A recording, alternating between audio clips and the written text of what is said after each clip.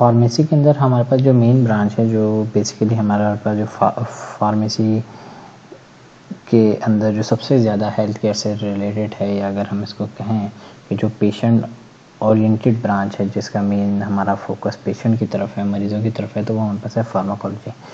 Pharmacology की हमारे पास जो टर्म है, उसको अगर हमारे पास समझने के लिए हमें ज़रूरी है कि ज़रा हम इसके टर्म को हम एक बार देखें। तो अगर हम फार्माकोलॉजी की टर्म हमारे पास बेसिकली दो डिफरेंट टर्म से मिलके बनी है। फार्माकोलॉजी अगर हम देखें तो जो फार्माको है ये रेफ़र करता है हमारे पास ड्रग को, और यहाँ पर हमारे पास ये रेफ़र करेगा लॉजी मतलब साइंस या स्टडी को। हमारे पास जो फार्माकोलॉजी है ये स्टडी ऑफ अ ड्रग और साइंस ऑफ अ ड्रग है।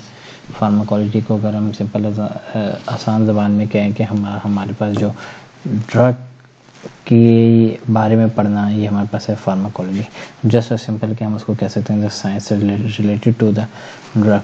हमारे पास फार्मेसी की भी समहाउ डेफिनेशन सेम यही है, लेकिन इसके अंदर हमारे पास science of a drug related to the patient, या उसकी science of a drug with reference, or we can say something like with the application with reference to the patient, मतलब पेशेंट के हवाले से पेशेंट के सिनेरियो में हमारे पास जो ड्रग की स्टडी है वो हमारे पास फार्माकोलॉजी है। या अगर मैं बात करूँ कि ये जो ड्रग का एक्शन जो हमारी जो बॉडी पे वो मेरे पास फार्माकोलॉजी है। द एक्शन, इसको ये कर देंगे drug action on the body. Basically हमारे पास जो बॉडी के अंदर जो ड्रग का एक्शन है ये हमारे पास फार्माकोलॉजी है। फार्माकोलॉजी की फील्ड को हमें डिटेल में पढ़ने से पहले हमारे पास कुछ की टर्म्स हैं, ये जिसको हम कहते हैं, जो हमारे पास जो मोस्ट रिपीटेड टर्म्स हम देखते हैं कि किसी भी हमारे पास फील्ड में जो फार्माकोलॉजी में है वो हमारे पास, उसके अंदर हमारे पास सबसे पहली टर्म आती है। आमतौर पर हम देखते हैं कि हमारे पास ड्रग के बारे में पूछे जाते हैं। ड्रग हमारे पास वो सब्सटेंसेस जो हमारे पास आमतौर पे ह्यूमन फिजियोलॉजी को अफेक्ट करें या अल्टर करें, इन द सेंस कि मतलब वो चीज़ें जो हमारे पास ह्यूमन फिजियोलॉजी को चेंज करें, वो हमारे पास ड्रग हैं। इसमें पॉसिबिलिटीज़ क्या हो सकती हैं कि हमारे पास ह्यूमन फिजियोलॉजी को या तो हमारे पास पॉजिटिव इफेक्ट देंगे, या फिर हमारे पास क्या देंगे, नेगेटिव इफेक्ट। नेगेटिव इफेक्ट को, इसको ज़रा थोड़ा सा समझना जरूरी कि पॉजिटिव इफेक्ट मिसाल के तौर पे हमारे पास एक ड्रग है। अगर हम बात करते हैं हार्ट रेट की, हमारे पास ये हो सकता है कि अगर हम कोई केमिकल लेते हैं या ड्रग लेते हैं तो उसकी दो सिनेरियो, या तो हमारे पास केमिकल के बाद वो हार्ट रेट इंक्रीज होगा, या फिर हमारे पास वो ड्रग लेने के बाद हार्ट रेट डिक्रीज होगा। जो पॉजिटिव इफेक्ट है वो इंक्रीज, या उसको हम कहते हैं एगोनिस्ट की टर्म हमारे पास फॉर्म, या फिर हमारे पास वो डिक्रीज कराएगा एंटागोनिस्ट मतलब उसको वो डिक्रीज करेगा। हमारे पास ड्रग होगी, हमारे पास फार्माकोलॉजी होगी, हमारे पास से एक और टर्म यूज़ होती है डोज बेसिकली हमारे पास उसका एक किस्म का कैलकुलेटिव पैरामीटर है, या उसकी हमारे पास क्वांटिफिकेशन है ड्रग की, कि हम ड्रग को किस तरह हम क्वांटिफाई करते हैं। क्वांटिफिकेशन है या रिप्रेजेंटेशन है डोज इन सेंस। और डोज को थोड़ा सा एक चीज़ जानना ज़रूरी है कि अगर हम फार्माकोलॉजी की अगर हम बात करते हैं तो फार्माकोलॉजी के अंदर हमारे पास एक चीज़ होती है टाइम कंसंट्रेशन, या ADME ग्राफ हम जिसे कहते हैं फार्माको। उसमें हमारे पास ये होता है कि अगर हम कोई भी ड्रग अगर हम लेते हैं तो वो हमारे पास ओरल ड्रग वो एब्जॉर्ब होती है, अपना एक्शन दिखाती है, और फिर एक टाइम के बाद वो एलिमिनेट हो जाती है। इसको अगर हम डिवाइड करें मिसाल के तौर पे ये कि ग्राफ है, इसमें MEC होता है, MTC होता है, मिनिमम टॉक्सिक कंसंट्रेशन यहाँ पर होता है LD50, इसी रेंज के अंदर ये LD50। अब हमारे पास जो ये है, हमारे पास ये जो एरिया है ये एब्जॉर्प्शन का है, KE एलिमिनेशन का है, ये हमारे पास मिनिमम इफेक्टिव कंसंट्रेशन, मतलब ये कंसंट्रेशन हमारे पास थ्रेशोल्ड में आएगी कि इतना तो हमारे थ्रेशोल्ड चाहिए। अगर मैं एग्जांपल देता हूँ, अगर ये कंसंट्रेशन मेरे पास 100 मिलीग्राम पे मिनिमम एक्शन दिखाएगा, तो मेरे पास 101 पे जाके 100 मिनिमम है, तो 100 के बाद जाके हमारे पास अफेक्ट शो करेगा, 100 या 100 के बाद।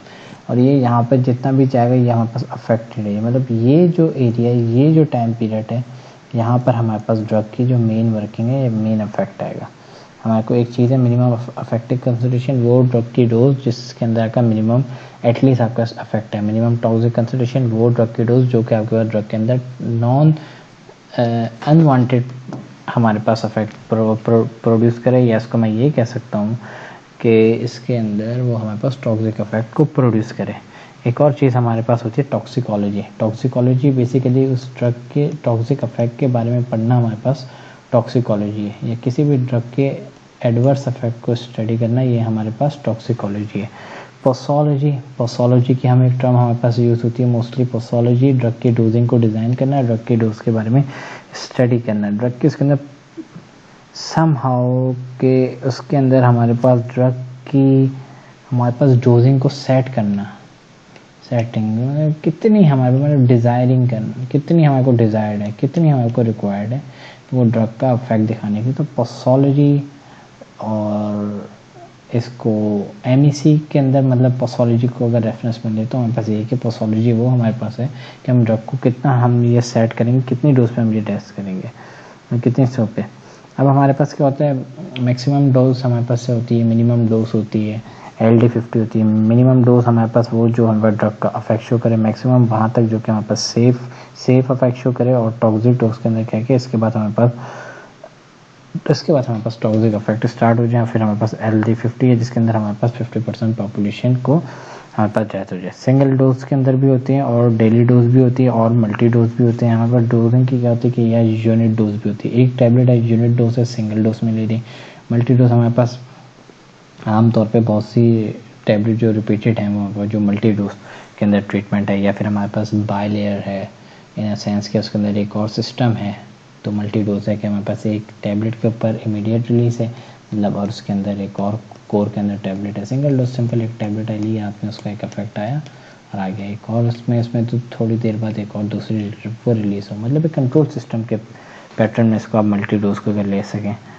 या इसको मल्टी डोज से बेहतर है कि इसको अगर हम समहाउ एक चीज़ है हमारे पास होती है कि हमारे पास ड्रग की ना कंसंट्रेशन टाइम के साथ साथ गिरती है। तो अब हमारे को चाहिए होता है steady state effect. Steady state क्या है कि हमारे ड्रग की कॉन्सेंट्रेशन को हम कॉन्स्टेंट रखना चाहते हैं। तो हम उस सिनेरियो में हम क्या कहते हैं, पर बहुत सी रिपीटेड होती हैं। आमतौर पर हम ये कहते हैं कि यार दिन में 2 बार, दिन में 3 बार, तो हमारे पास एक टर्म यूज़ होती है मेंटेनेंस डोज।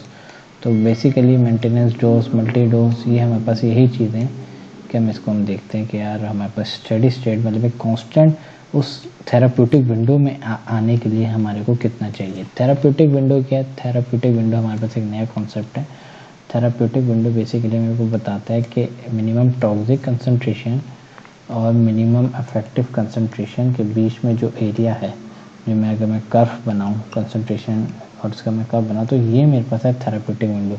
इसके अंदर मैं अपना टारगेट सेट करूँगा डोजिंग का। मैं इसके अंदर ही मेरा काम है कि मैं इसी के अंदर मैं टारगेट रखूँ। अगर मैं इससे ऊपर जाता हूँ तो मेरे पास टॉक्सिक इफेक्ट है, इससे नीचे जाता हूँ तो मेरे पास ड्रग का इफेक्ट ही नहीं है।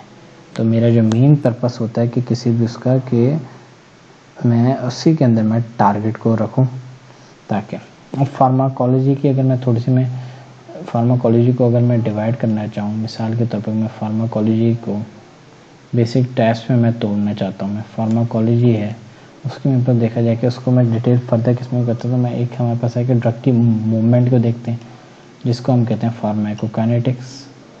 फार्माकोकाइनेटिक्स के हम देखते हैं कि हम ड्रग बॉडी में मूव कैसे करती है, जिसके अंदर हमारे पास या इसको हम ये कहते हैं कि what does the body does to the drug, मतलब बॉडी आपकी ड्रग के साथ क्या करती है, ये हमारे पास फार्माकोलॉजी है। Pharmacodynamic, what the drug does to the body. Pharmacodynamic है कि ड्रग आपके पास बॉडी के ऊपर किस तरह बाइंड होती है, किस तरह रिसेप्टर को एक्टिवेट करती है।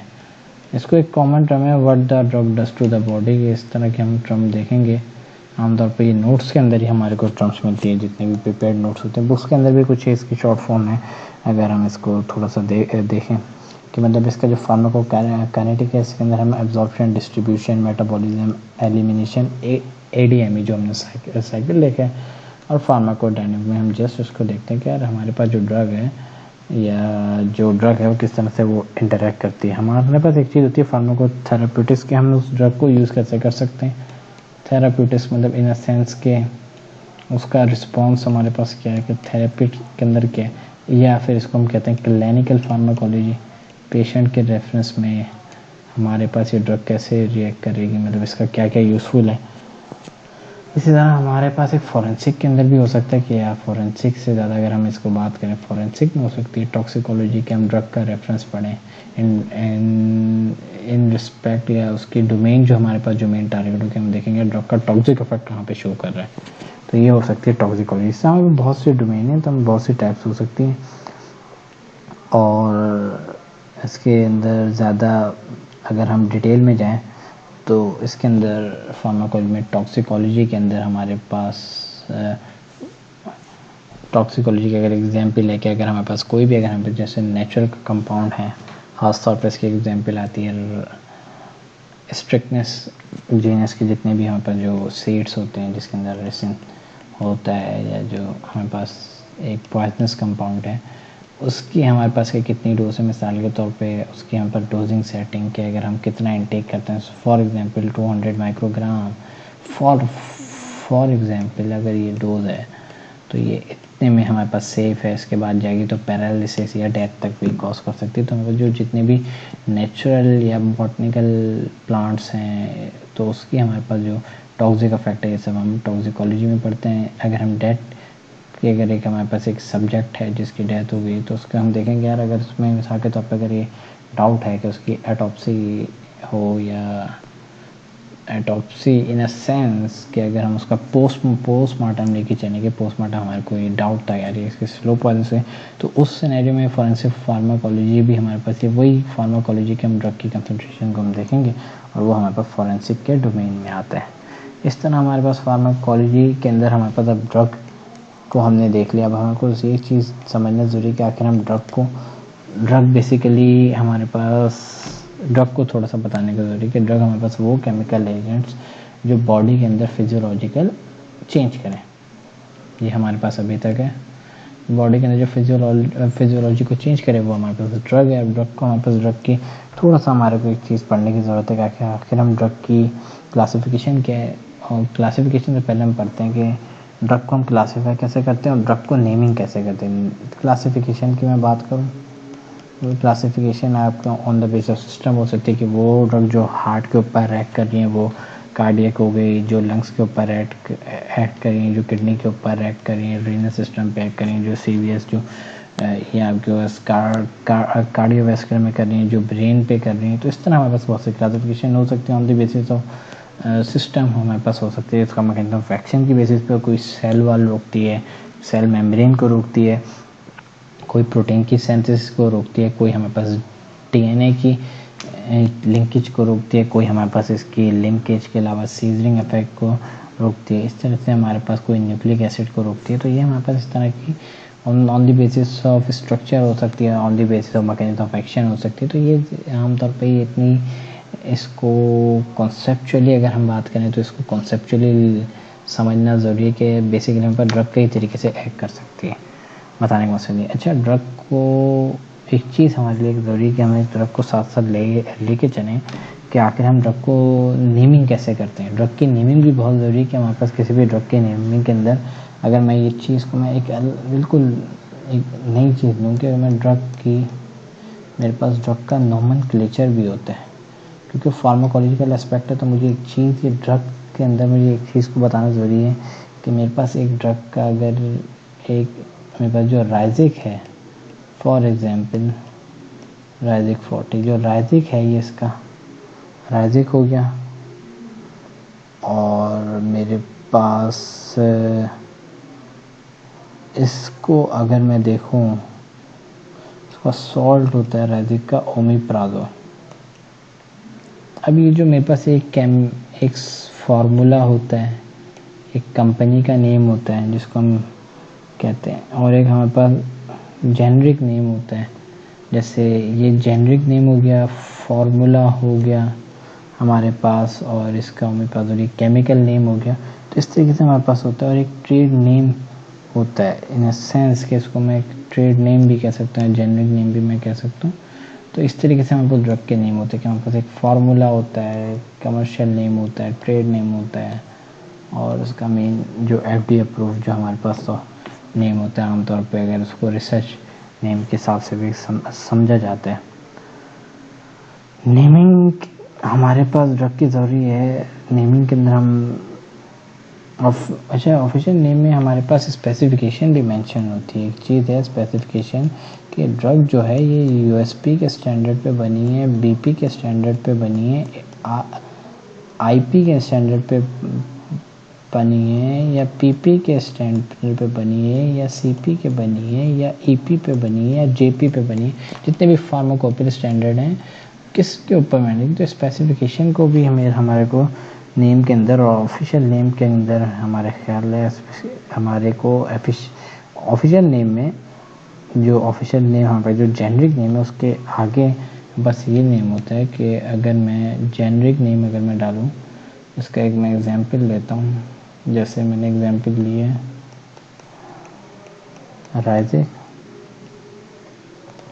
राइजिक के अंदर है ओमेप्राजोल USP, ये ऑफिशियल हो गया, ये मेरे पास जेनरिक हो गया, ये कमर्शियल हो गया, या जिसको मैं ब्रांड नेम कहता हूँ। केमिकल नेम में इसके स्ट्रक्चर के बेसिस पे जो मैं उसको नेम करता हूँ वो मेरे पास होता है ऑन स्ट्रक्चर। इस तरीके से मैं इसकी मैं नेमिंग करता हूँ।